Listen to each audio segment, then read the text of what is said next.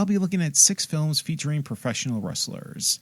We're starting with 1949's Alias the Champ, then following up with 1974's The Wrestler, 1983's My Breakfast with Blassie, 2003's The Rundown, 2006's See No Evil, and the 2014 sequel, See No Evil 2.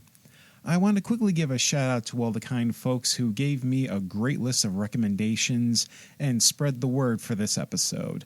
Diana Prince, aka Darcy the Mail Girl, Movie Reviews in 20 Qs, Scout Tafoya, David Kerr, Mark Begley, Samuel Glass Jr., Mark Holubeck, TKG, Space Monkeys, Semper Augustus, James Colbrax at Wrong Reel, Pinland Empire, and William Scurry. I'll definitely have another wrestler-themed episode for the day after Wrestlemania. Warning, spoilers aplenty. Now let's get into the movies.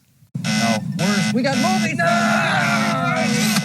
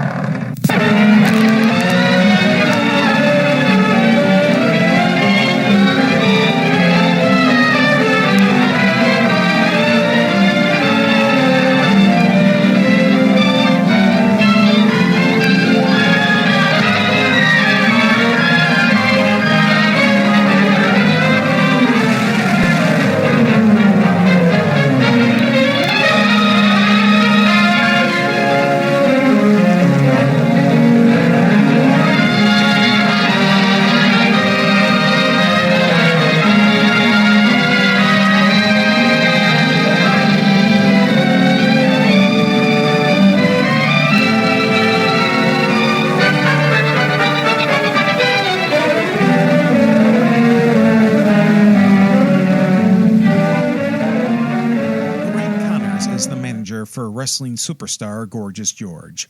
She calls upon Detective Peterson to investigate mobster Al Merlo, who is known for fixing fights. Merlo wants to take over the wrestling bouts in California. Making matters difficult, some of the California wrestlers have already sided with Merlo. George is the lone holdout from Merlo completely taking over. Then George is accused of murder when one of his opponents dies in a match with him. Credit to Republic Pictures for giving us the first feature film to star a prominent professional wrestler all the way back in 1949. Republic were known for doing a lot of low-budget B pictures, westerns, and serials, but they also helped the likes of John Wayne and Roy Rogers get their acting careers started. Alias the Champ is an interesting watch because this film was made when wrestling was seen as a legitimate competitive sport.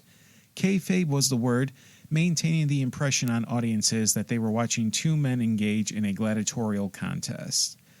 For a wrestler and promoter to make the most money possible meant getting people emotionally and financially involved with the bouts. For fans of today's wrestling product, the wrestling in this film may be too old for them to care. You'll see a lot of headlocks, takedowns, snapmares, drop kicks, flipper punches, and body slams. No 450s, no power bombs, or belly-to-belly suplexes. Another observation, very little in the way of bumps. I'm guessing because the rings back then had little give compared to today's rings, with most of the wrestlers rolling out of moves instead of bumping. The tone is a little uneven at times. You have the seriousness of the main plot regarding Merlo, there's a romance subplot between Lorraine and Peterson, then, out of nowhere, you have a comedy scene. A fight breaks out when someone insults George's hair, complete with the William Tell overture playing in the background. Not much to say about director George Blair. He worked on a plethora of Republic pictures between the mid-1940s and early 1950s. Writer Albert DeMont had a similar career to Blair, a lot of Republic and serial credits. Seeing Gorgeous George in this film was interesting. I only know George as the guy who lost to Buffalo, New York's own Ilio DiPaolo after an airplane spin. George was an innovator. He was a character before gimmicks were really a thing. I look at George and his antics and appearance and think of a laundry list of talent. Bleach blondes like Classy Freddie Blassie, Nature Boy Buddy Rogers, and Nature Boy Ric Flair. Adrian Adonis, Rick the Model Martel, and William Regal. As far as George's acting ability, it's at the same quality as what I've seen on current WWE TV. Today, guys and gals are cutting promos from scripts by writers. This gives such a sense of insincerity and lack of trust in the talent. When George could cut a promo, he was great because he was speaking on his own. Same with greats like Rowdy Roddy Piper, Ted DiBiase, Jake the Snake Roberts. Even Thunderbolt Patterson was trusted to cut his own promo. That gave me the opportunity again to keep my eyeballs on the old lady. You have ruined folks' lives. Not talking about how you dealt with mine in the past, but in the recently. You have been getting on everybody's case. So this Sunday, if you move,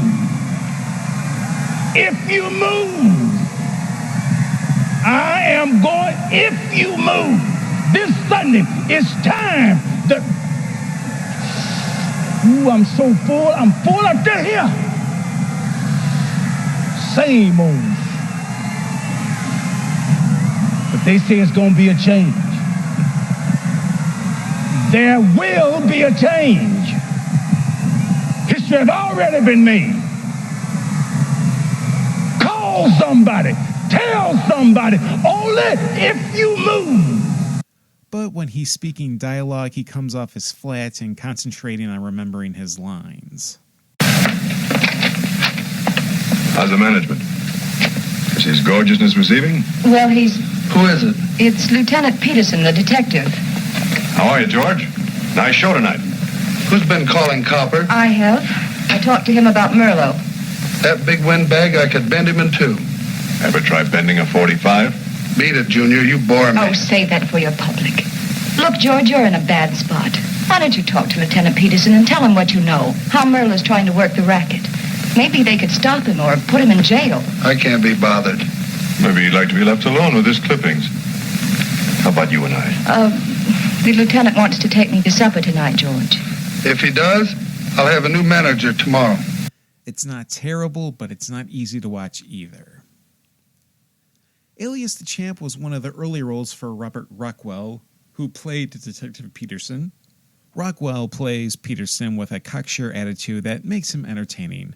Rockwell would have a lengthy career in television, including The Lone Ranger. He was uncredited as Jor-El in the George Reeves Superman TV series. He was also on Perry Mason, Lassie, Growing Pains, and Beverly Hills 90210.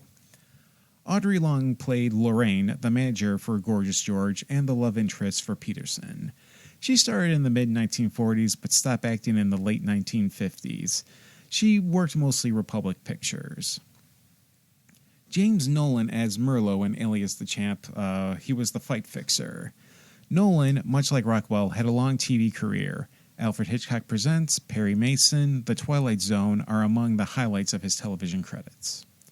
I would recommend Alias the Champ because it's a product of its time. This is a time when wrestling was considered a legitimate competitive sport. It may not show the best side of Gorgeous George, but he does his best with the material placed upon him. The rest of the lead cast helps him along. It's very easy to find on YouTube.